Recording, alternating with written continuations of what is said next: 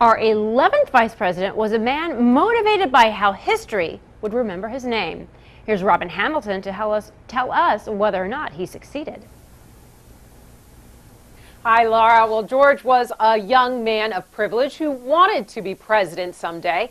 In fact, late in his life, he admitted that the pursuit of historical fame had been his life's driving force.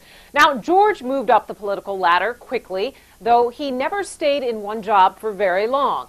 Mayor of Philadelphia for only 1 year, U.S. Senator from Pennsylvania for only 15 months, envoy to Russia for 2 years, just long enough to collect political patronage.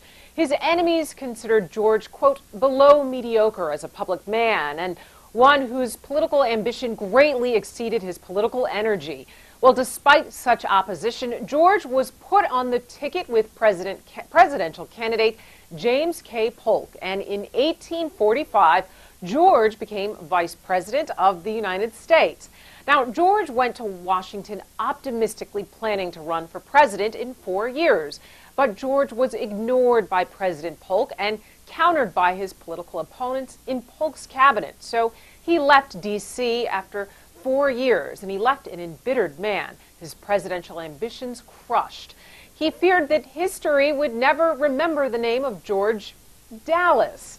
But George Dallas was remembered. Towns were named after him in Georgia, North Carolina, Pennsylvania, and Oregon. But if you think you know where this is going, think again.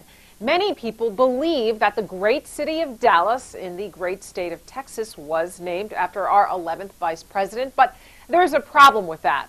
The city's founder, John Neely Bryan, never traveled east of the Mississippi, nor George Dallas west of Pennsylvania. And Bryan formally named his small Texas trading post Dallas several months before George Dallas became vice president. So it's highly probable Bryan never met or even heard of George Dallas.